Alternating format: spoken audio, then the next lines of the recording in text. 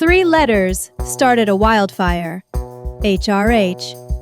A rumor racing across feeds claims Prince Harry arrived at the Dorian TV Awards, expected to hear His Royal Highness, and froze when the host introduced him as Prince Harry, Duke of Sussex. The story ends with a sharp turn to the exit and a ballroom full of raised eyebrows. It's cinematic, easy to picture, and tailor-made for viral clips. But here's the detail the internet rarely slows down for. There's no solid confirmation he was even there. That hasn't stopped the narrative from spreading, because it taps a bigger question people argue about anyway. Does a royal title carry weight in a room that only respects momentum? Hollywood applauds heat, not hierarchy, and that tension alone keeps the rumor alive. True or not, the reaction reveals the pressure point. One path relies on protocol, the other relies on performance. When a crowd decides which one matters, no title can change its mind. And that's why this story, proven or not, still bites. The Dorian Awards live in a world where daring ideas get the front table. The critics who run it celebrate shows that bend genres, voices that shift culture, and creators who don't ask for permission. It's champagne, sharp humor, and soft-spoken power deals. People in that room write the next season, not the last chapter. That's also why the alleged demand for HRH lands with such a thud. In a space that rewards boundary pushers, a push for protocol feels off-key. Even if organizers handled it politely and professionally, the vibe would be simple. Stick to policy, keep the show moving, pour another glass. The room respects craft and impact. It does not rearrange itself for ceremony. And that's where the internet steps in. Official silence becomes a blank screen. Audiences project whatever story fits their expectations. If they already believe Hollywood doesn't bow to crowns, this rumor snaps into place like a puzzle piece. The feed decides first. The facts jog behind. Back in 2020, the line was drawn in thick ink. The Sussexes would not use HRH as non-working royals. The prince style remained, the dukedom remained, but those three letters, though historic, came with hard limits. Once microphones, cameras, or contracts enter the picture, styling turns into branding, and branding turns into policy. That's why a podium introduction matters. A single phrase spoken into a room becomes a public label the moment it hits a live stream, a cut down, or a news caption. If those words drift into HRH territory, it looks like a breach, not a courtesy. Even supporters who want the best for the couple recognize how sensitive those optics are. And once a boundary is public, the audience polices it as aggressively as any institution. People remember the rule, not the footnotes. They don't parse context. They hear three letters, they remember the agreement, and they judge the moment in seconds. It's rough, but it's real. Earlier this year, a small card did more damage than most press releases. A note on a gift basket, with compliments of HRH, the Duchess of Sussex, ignited days of debate. One side said it was formality and nothing more. The other argued it crossed a bright line set in 2020. The conversation wasn't quiet, it was loud, personal, and relentless. Meghan's camp pushed back on the idea that she uses HRH commercially. That distinction matters. Legal agreements usually target promotion, marketing, and monetization, not private courtesies. But the internet rarely rewards nuance. A photo of a card is simpler than a paragraph of context, so the card won the news cycle. Now drop that energy onto an awards night rumor. If a printed note can set off a week of arguments, an onstage introduction would be nitroglycerin. People already primed by the card story are ready to believe the next chapter, whether or not the paperwork backs it up. Perception picks a lane and floors it. Creators posted videos. Commenters added supposed quotes. Memes supplied the missing camera angles. Meanwhile, official channels stayed quiet. Some viewers treat silence as proof.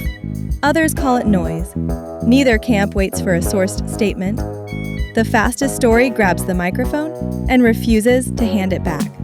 That's the reaction economy. velocity beats verification. If a claim fits an existing storyline, Hollywood won't bow. Harry still wants the perks. Meghan kept a strategic distance. The audience stitches those pieces together into a complete narrative. And once a narrative feels complete, counter-evidence struggles to catch up. Thoughtful.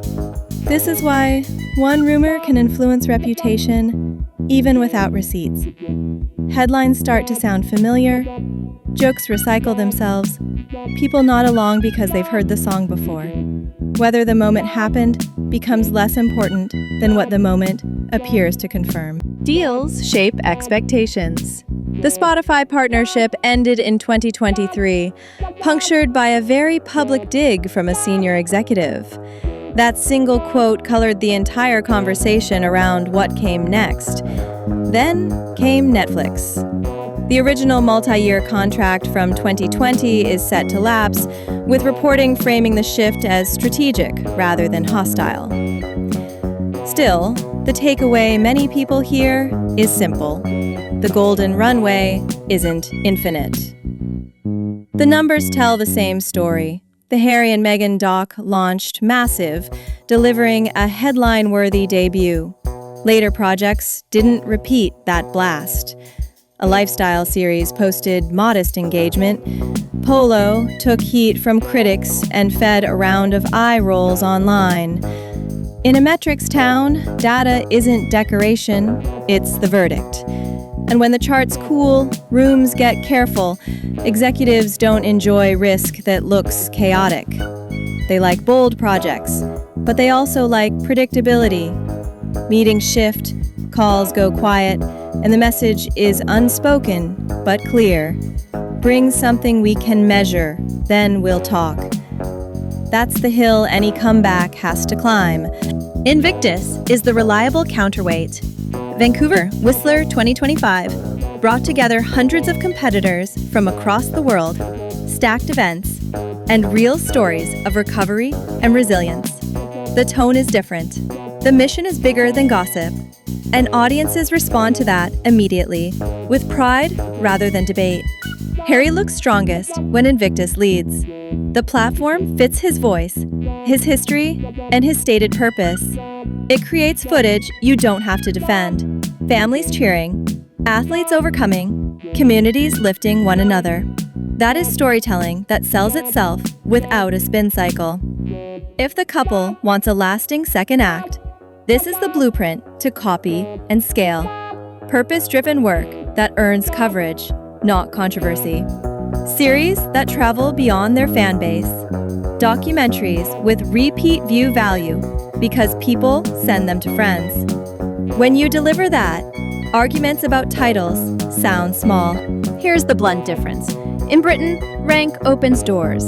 In Los Angeles, results do. A title buys curiosity. A hit buys longevity. The first meeting might come from mystique. The second comes from numbers. The third comes from momentum that won't die. That's why those three letters keep haunting the narrative. They symbolize the past, not the pitch. Every minute spent debating initials is a minute not spent measuring completion rates, audience retention, and week-over-week growth. Hollywood speaks a single language. Did it work? So the choice becomes strategic. Keep fighting for reverence, or keep fighting for relevance. One demands the room recognize status. The other forces the room to ask for more. Only one of those paths scales in 2025, and everyone in town knows which one it is. So, did a ballroom watcher prince freeze, then leave? The internet says yes. The record says not proven. What's proven is cleaner. The couple agreed not to use HRH, the big Netflix deal sunsets, and Invictus continues to thrive.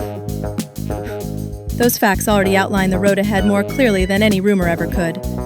If Harry wants the applause to be for the work, the strategy writes itself. Lead with Invictus-grade storytelling that nobody has to explain. Build a lean first-look pipeline instead of one giant promise. Aim for formats audiences finish and share. Hour-long docs with unmistakable payoffs, tight limited series with emotional spikes, and specials that premiere with built-in community support. Do that consistently, and the noise dies on its own. The initials fade.